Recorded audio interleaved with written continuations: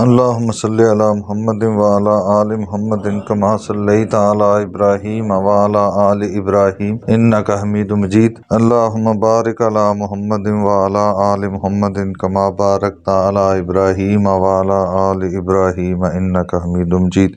أعوذ بالله من الشيطان الرجيم. بسم الله الرحمن الرحيم.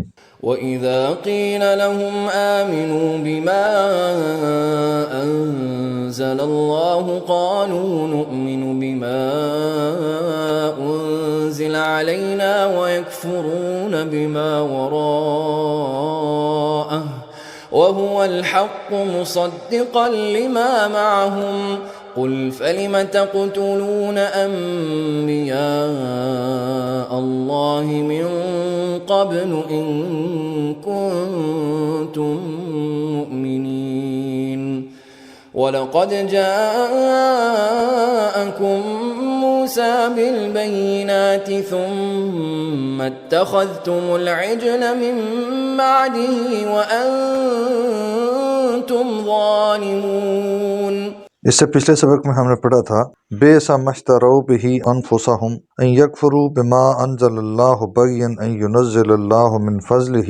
بئس بہت برا ہے، ما اشتروا بہ جو انہوں نے خریدا یا جو انہوں نے سودا کیا، انفسہم ان کی جانوں نے، ان یکفروا بما انزل اللہ یہ کہ انہوں نے کفر کیا، انکار کیا اس چیز کا، اس وحی کا، اس کتاب کا جو اللہ نے نازل کی۔ کس وجہ سے انکار کیا؟ بغین بغض کی وجہ سے، بغاوت کی وجہ سے، انا کی وجہ سے۔ ان ینزل اللہ من فضلہ علی من یشاء، کس بات کی انا، کس بات کا بغض؟ کہ اللہ تعالیٰ اپنے فضل کو جس پر چاہتا ہے نازل کر دیتا ہے، کہ اللہ نے محمد رسول اللہ صلی اللہ علیہ وسلم پر یہ وحی نازل کر دی۔ ان کو یہ بغض تھا کہ محمد صلی اللہ علیہ وسلم بنی اسرائیل میں سے نہیں ہے، تو اللہ تعالیٰ نے اپنی مرضی سے بنی اسرائیل کے علاوہ حضرت اسماعیل علیہ السلام کی نسل میں سے وحی کیوں نازل کر دی؟ اس بغض میں انہوں نے انکار کر دیا۔ فباؤ بغضب علی غضب، تو وہ اللہ کی طرف سے غضب در غضب لے کر لوٹے۔ وللکافرین عذاب مہین، اور کافروں کے لیے، انکار کرنے والوں کے لیے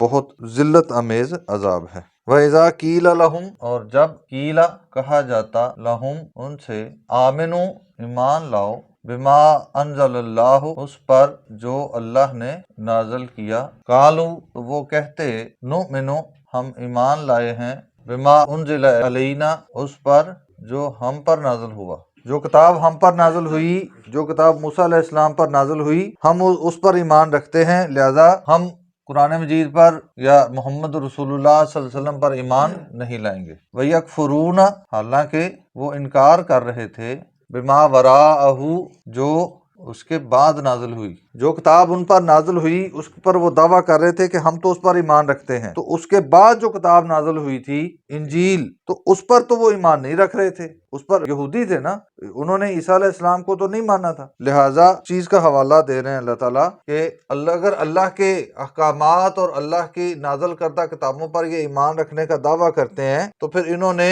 انجیل پر تو ایمان نہیں لایا۔ وَهُوَ الْحَقُّ حالانکہ وہ بھی برحق ہے، مصدقاً تصدیق کرتی ہے، لما معہم اس کتاب کی جو ان کے پاس ہے۔ انجیل بھی تو تورات کی تصدیق کرتی ہے نا، اور وہ ہے بھی بنی اسرائیل میں، تو اس پر بھی یہ ایمان نہیں لائے۔ قل ان سے پوچھئے، فلما پس کیوں، تقتلون تم قتل کرتے رہے، انبیاء اللہ کے نبیوں کو، من قبل اس سے پہلے، ان کنتم مؤمنین اگر تم ایمان والے تھے، اگر تم اللہ کے احکامات کو ماننے والے ہو، اللہ کی نازل کردہ نبوت پر ایمان لانے والے ہو، تو پھر اپنے ہی نسل میں آنے والے انبیاء کو قتل کیوں کرتے؟ اصل بات یہ نہیں ہے کہ تم ایمان والے ہو، اصل بات یہ ہے کہ تم اپنی خواہش پوری کرتے ہو۔ اپنے انبیاء کو بھی کیوں قتل کرتے تھے؟ ہم نے پچھلے آیات میں پڑھا کہ جو ان کی مرضی کے مطابق بات کرتا وہ ٹھیک ہے، اور جو حق بات بیان کرتا اس کو وہ قتل کر دیتے۔ یہی صورتحال ہے کہ اب بھی آپ مانتے ہیں کہ یہ پیغمبر اور یہ کتاب سچے ہیں، لیکن کیوں نہیں مان رہے؟ کیونکہ آپ کی خواہش کے مطابق نہیں ہے۔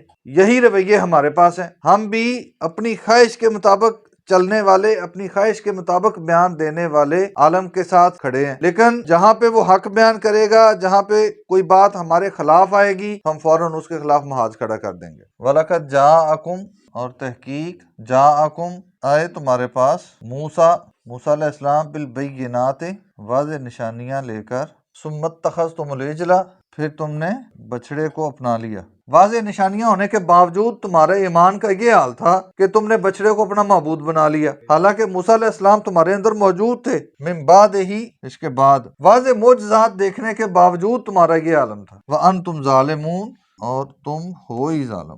تو ظالم کا ترجمہ مشرک بھی ہے۔ وَلَقَدْ جَاءَكُم مُوسَىٰ بِالْبَيِّنَاتِ اور تحقیق موسیٰ علیہ السلام آئے تمہارے پاس واضح نشانیاں لے کر، واضح احکامات اور واضح معجزات لے کر۔ تمہارے سامنے معجزات تھے، اس کے باوجود، معجزات کو دیکھنے کے باوجود بھی تم نے کیا کیا؟ بچڑے کو پکڑ لیا۔ اسی طرح رسول اللہ صلی اللہ علیہ وسلم نے تمام تر معاملات، تمام تر احکامات واضح کر کے بیان کر دیے۔ شریعت ہمارے سامنے بالکل واضح ہے، اس کے باوجود ہم آئے دن کوئی نہ کوئی نیا جو ہے وہ پیر پکڑا ہوتا ہے۔ ہر نئے آنے والے کو ہم ویلکم کہتے ہیں۔ ہمارے ہر گلی میں ایک پیر بیٹھا ہوا ہے، ہم وہاں سے سارے فیض لے رہے ہیں۔ تو یہ کیا ہے؟ کیا فرق ہے ان کے اور ہمارے ایمان میں؟ ان کے واقعات بیان کر کے دراصل اللہ تعالی ہمیں پچھلی امتوں کے حالات بیان کرتے ہیں تاکہ ہم ان حالات سے بچ جائیں، لیکن ہماری حالت یہ ہے کہ ہم ان کے نقشے قدم پہ چل رہے ہیں۔ اللہ تعالیٰ سمجھنے اور عمل کرنے کی توفیق عطا فرمائے۔